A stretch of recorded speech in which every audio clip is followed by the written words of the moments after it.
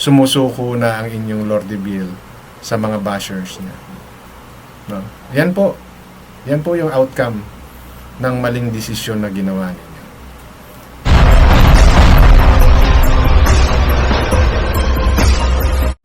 Alright. Isang magandang umaga or kung anumang oras ngayon sa inyong lugar, no? Ano po ba ang lalamanin ng ating content ngayon? It's about sa mga napansin natin. Kung maalala ninyo, merong isang content, di ba? Na ito sila Dave na binibidyohan itong si Vienna, si Dave, no? Dahil marami raw nagre-request. Pero nakita natin kung paano ang reactions ni Dave, as if ayaw niyang tumingin sa camera, as if ini-ignore niya, no? Yung mga viewers niya o yung mga taong sumusuporta sa kanya. Ngayon, officially in-announce na ni Daisy, no? Na wala daw munang bidyong ilalabas patungkol kay Dave. Okay, so yan po yung bibigyan natin ng reaction sa video ito. And bago pa lang po kayo sa aking channel, welcome. At kung meron man po kayong comment, suggestion, recommendation, leave it on our comment section, no? With regards to this video that I'm sharing to you, na binibigyan ko po ng sarili kong reaction, opinion. Ito po ay nakabase lamang, no, sa aking mga naobserbahan, napapanood at naririnig, no? At bago po tayo magpatuloy, no, doon sa topic ko kay Dave, gusto ko lang balikan uli itong mga pinagsasabi ni Madam Daisy, no, patungkol dito kay Edna Lynn at kay Ma'am Shi Marie. No? Ewan ko, no, meron sa comment section niya, doon sa latest niyang content, na 15,000 daw yung binigay. Alam nyo, yan po yung nangyayari sa inyong mga supporters dyan, no, sa kabila. Nakakapanood ninyo dahil sa pagbibigay ng maling impormasyon ng inyong mga vloggers, nahahawa na kayo. No?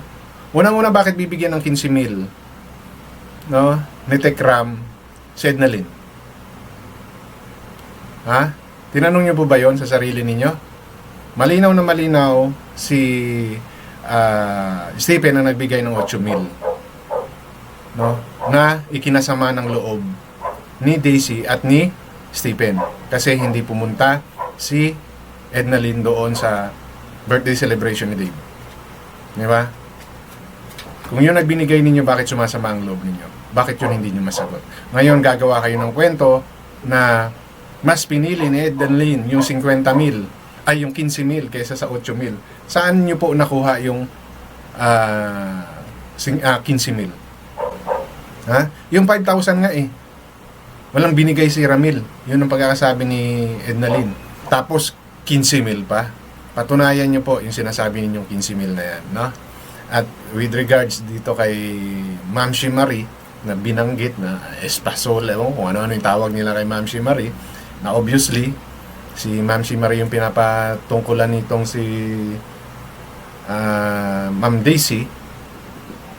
Madam, pare-pareho kayo or maybe, no, nauna sa inyo si Ma'am Shi Marie dito sa Tekram community. So, nakita naman po ng karamihan, no, na umalis kayo, nangyari yung mga gulong ito, na natili si Ma'am Shi Marie sa community na to. At hindi po naglalabas ng chismis lang si Ma'am Shi Marie, no, dahil mayroon siya mga resibong pinapakita sa inyo.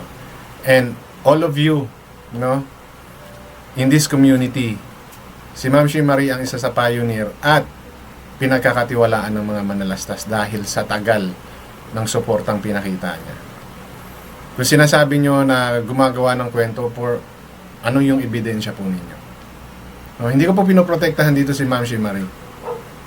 No? Hindi ko po siya pinoprotektahan. Doon lang po tayo sa totoo. Maaaring may mga mali na nagawa si Ma'am Shi Marie, I don't know. No? But, yung kanyang suporta kay Tekram mismo, no, ang hindi nagbabago. Umalis, bumalik, mag-alisan man lahat ng mga nakasuporta kay Ramil, no, si Ma'am Shi Marie ay tested na. Okay? Ikukumpara sa inyo, no, sa inyong mga umalis, no? I don't think na kayo ay may reputasyon para magsabi na itong si Ma'am Shimari ay puro kachismisan yung ginagawa. I'm not protecting anyone here, no? Nakabase lang po ako dun sa totoo. Okay? Nakita ninyo nung sinuportahan ni Ma'am Shimari ang inyong idol. Di ba? Saksi kayong lahat dyan. Pero, mas may utak naman siguro sa inyo si Ma'am Shimari, kaya nanatili siya kay Ramil. At alam niya yung sitwasyon bilang isang magulang. Kayo po, Madam Daisy, and the rest of you. Diba? Hindi po ba kayo mga magulang? Na kung kayo ang lumagay sa sitwasyon ni Ramil, ganyan ba ang gagawin ninyo? Sabihan kayo na for content lang kayo? Mabulag na siya kung siya man ay makakasalubong sila Ramil? Sige nga po. Doon po kayo lumagay sa ganong sitwasyon. Ano? Kami po, ako po, isa na ako doon. Pinairal ko po yung pagiging magulang ko. Kaya ako naintindihan ang sitwasyon ni Ramil. Maybe same thing with Ma'am Shimari. No? Dahil ba hindi sumama sa inyo at ayaw ibigay kay kay Dave, no? Yung kanilang donations or tulong, no? Para kay Dave, kung ano-ano na sinasabi ninyo. Yan po ba yun? Dahil iilan lang kayo na gustong bawiin yung binigay ninyo, no? Yung pera kanyo ni Dave. So, patunayan nyo po dahil maraming mga pinapakita. Oo, nagpo-post si Ma'am Shimari in response to your allegation to her. Di ba? Kaya niya nagagawa yung mga yun. Pero, kayo po ba? Ano po ba ang pinatunayan ninyo para masabing talagang concern kayo kay idol ninyo? No? So, ilan lang po, Ma'am Daisy, no, na sa tanong ko at dahil sa nireaction ninyo. Pero ang punto ko talaga rito ay itong ayaw na ninyong ipabidyo.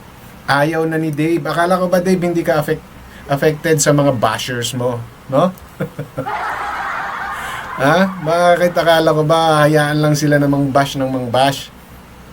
Bakit ngayon may ganito na kayong mga sinasabi? No? Pakarinig ko sa inyo, baka sabihin nyo, gumagawa ako ng kwento.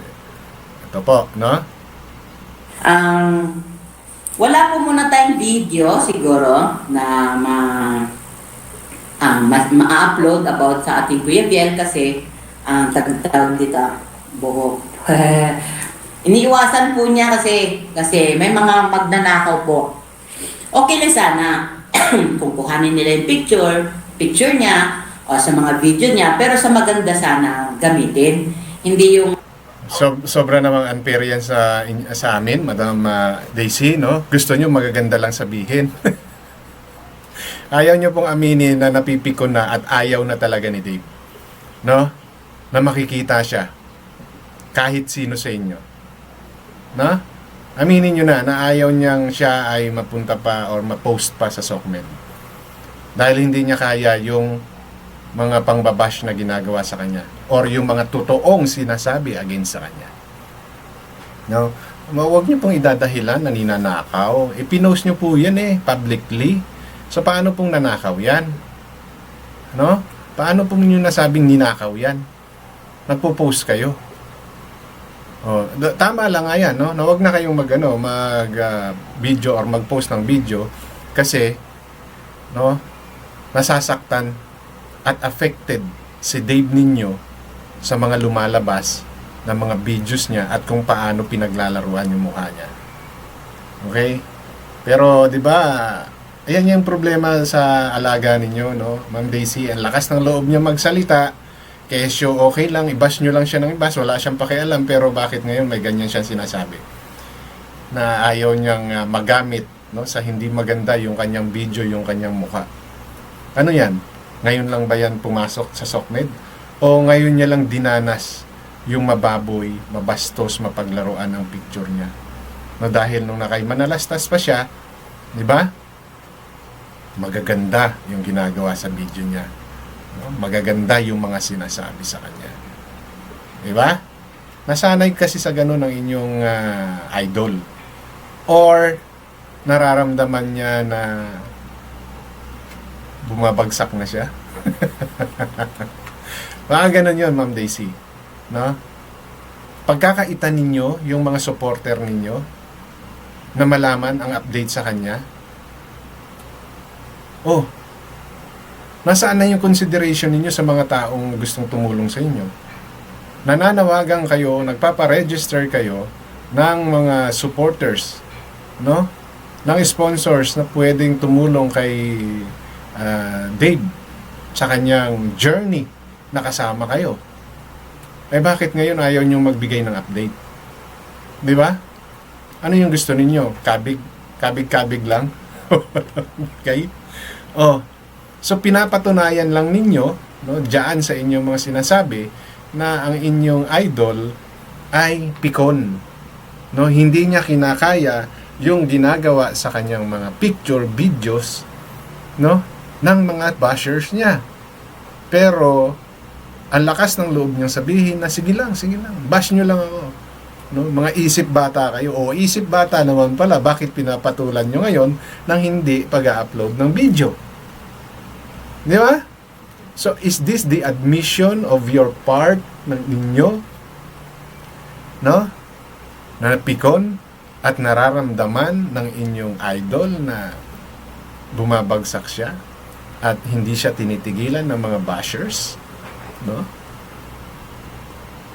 Nanakawin nila, yun pa yung pang-aalipusta nila sa kanya. Yung ikukumpara ka pa sa isang baliw. Grabe. Masyado kayo nasaktan, no, doon sa ginawa ni Virgilio, ni Papa Bear. Ha? Na ikumpara siya sa baliw. Hindi niyo po ba naisip kung bakit nagawa ng tao yun? Opinion po yun, no, ni Papa Bear para sa kanya. Dahil kung titingnan nyo nga naman, di ba, yung sa baliw, wala ka nang asahan. Baliw na yun, tinulungan mo just to at least maging komportable siya sa buhay. Di ba? Kumakain ng maayos, naaalagaan, kinakalinga, di ba? So, wala kang makukuhang affections in return. Eh, yung sa inyo po, inalagaan, pinakain, binihisan, binilagay sa maayos na paaralan, no? Ang isusukli pa, content lang siya. Kayo po, ano po sa tingin ninyo? So, alin po, sino po yung mas dapat na tulungan? Diba? Sama ang loob ninyo dahil ikinumpare. Napipikon ang alaga ninyo. No? Napipikon po ang idol ninyo. No? Na maikumpara siya sa ganun. Nasaan na yung mga binitawang salita ng inyong idol na hindi siya mapipikon? Ang tagal niya na sa SOCMED. 5 taon na nabuhay siya sa harap ng camera. Kasi nabuhay siya na magaganda ang sinasabi. Ginagawan siya ng mga slides na magagandang picture, magagandang kanta, magagandang papuri, no? For 5 years. Bakit? Dahil yan ang gustong ipakita ng manalastas, no, na despite meron silang alam or iniisang tabi, no, na ugali ni Dave, hindi nila nilalabas yon, hoping, because they are hopeful, no, wishing na magbabago ang ugali ng idol nyo. Kaya ganun nila pinoproject si Dave na sana'y magbago. Sana through those mga papuri, praises, no, ma-realize sana ni Dave na wag niyang sayangin yung oportunidad na yon. Eh, hindi ginawa eh. Tapos ngayon, ha? Mapipikon? Ayaw niyo maglabas ng video kasi nababash? Mas binibigyan nyo pala ng importansya yung mga bashers kesa sa mga followers nyo. Ha? Hindi nyo kinonsider na sa ginawa ngayon ni Dave, hindi kayo hindi kayo nag-suggest. Alam nyo, obviously, you're being controlled by your idol. No? Kinokontrol po kayo ng idol ninyo. Wala man lang bang nangatwiran sa inyo na bakit ka magpapa-epekto? Ha, anak, bunso. Oh, di ba yan yung tawag ninyo? Sa kanila. Eh, alam mong mali yung ginawa. No? Sabihan mo ba naman yung tatay mo na for content lang ikaw? O, mali yun. Wala man lang ba nagsasabi sa inyo ng ganun? Tapos dadagdagan mo pa ngayon. No? Pinapakita mo na napipikon ka, anak. No? Sinakripisyo ninyo, no? Yung mga taong sumusuporta, nag-aalala, naghahanap ng update sa inyong idol, no?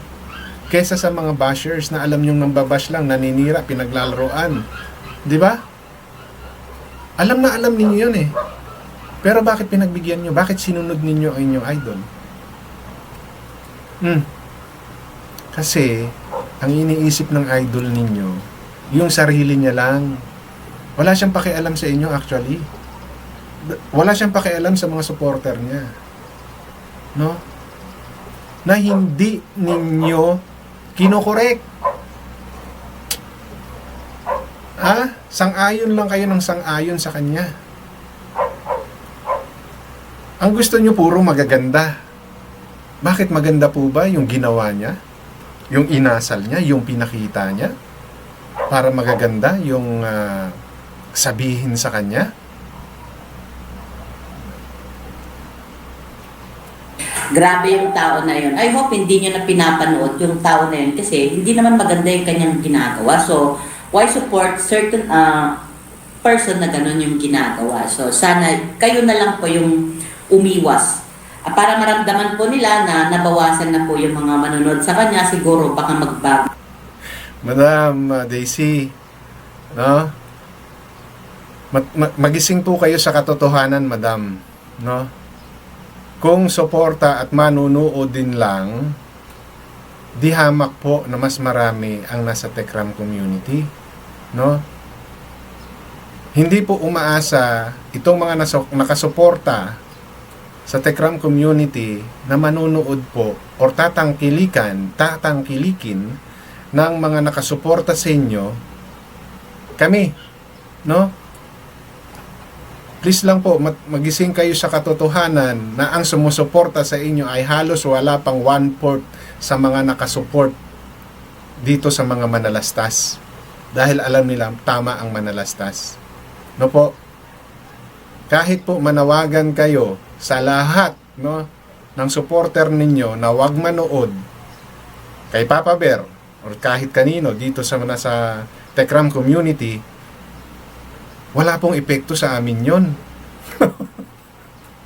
Wala pong epekto. Magpakatotoo kayo, madam. No? Nakikita niyo yung ginagawa ni BJ? Ha? Halos lahat po ng pumapasok sa kanya, mga basher. No? Kami pa po, ang Tekram community pa po ang nagbibigay ng views, no, para dumami ang views, no? Yung mga supporter ni Archie Hilario ng Kalingap, no? Sila pa po yung nagbibigay ng views sa inyo, lalo na sa inyong vloggeran, charity vlogger na si BJ. So wag niyo pong ipagmalaki or sabihin na wag panoorin kasi hindi naman po umaasa. Yun po ang reality, madam, no? Wag po niyong ikasama. Yun po yung reality. No?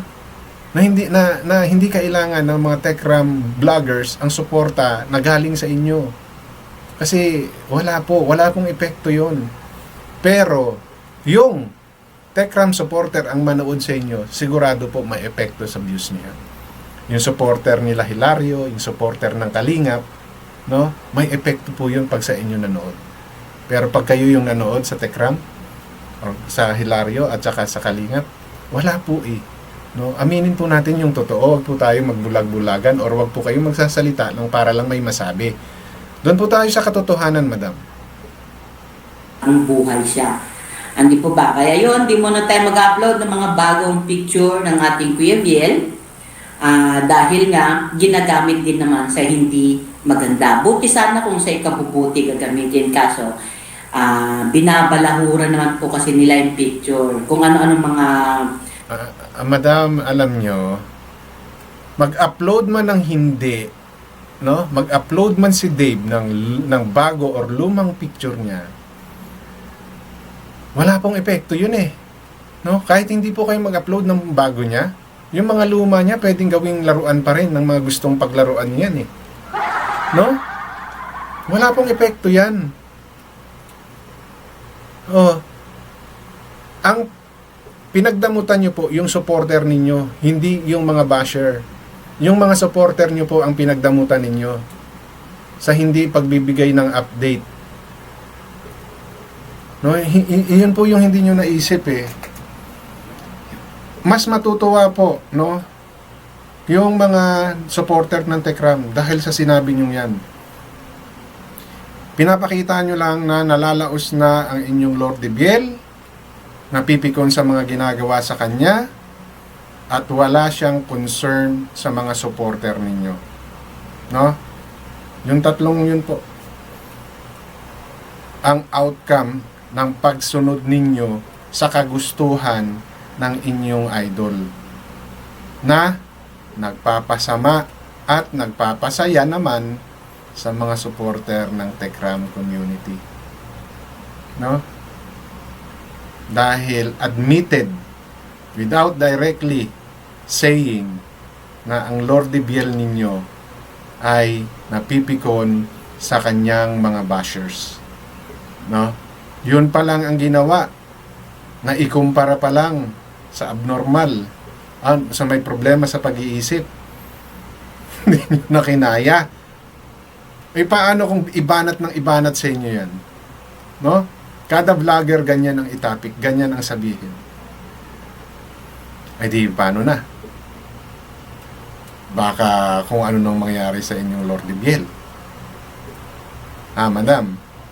Or is this the admission of your part na matamlay na ang karera ng inyong idol dito sa SOCMED? No? Well, choice ninyo yan, gusto ninyo yan, no? Pero for us, sa akin, no, it's an admission na pikon at hindi kaya ng inyong idol, no, yung mga ginagawa sa kanya, no, nakatatawanan at real talk. Kaya ninyong naisip yan. Kaya niya naisip yan actually. Naisip niya yan. Hindi nyo naisip yan. No? At the same time, pinagdamutan ninyo yung inyong mga supporters, sponsors. No? Siyempre, oo yung mga yan. No?